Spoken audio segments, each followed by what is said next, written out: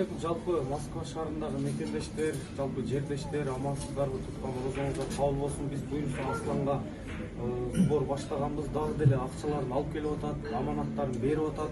Ошолордун катарында биздин Москвадагы ушул өрүкзар коомунун жалпы эжекелерибизге, агаларыбызга ыраазычылык билдиребиз. Өздөрү атайын аманатын алып келген экен, ошо Аслан уулубузга деп.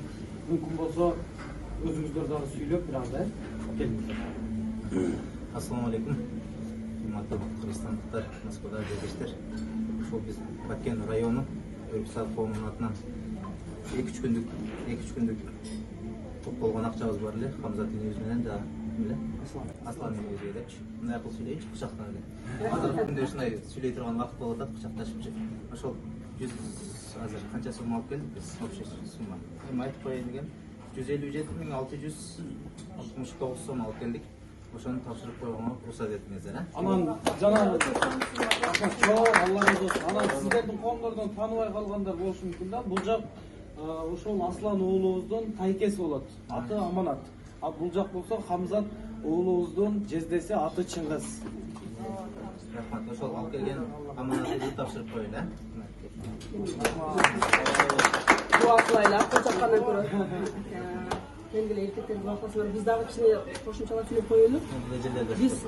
Биз азыр кичине өз сиздерге жалпы кыргыз эли аябай ыраазычылыктабыз. Элдер ар бир, мен ойлойм, ар бир адам сиздерге ыраазычылык билдирет. Ушундай ыйык орозонун күнүндө колубуздан келишинче эч кимибиз кайдыгер карабай кызмат кылып аткандарга Алла ыраазы болсун. Биздин элибизге дагы, биздин Баткендин өрүкзар коомунун калкына дагы, элине дагы өзүбүз ыраазычылык билдирет. Бул жерде кубанычтуу нерсе, эки наристебиздин тагалары, туугандары дагы экөө биргеликте иштеп атыптыр.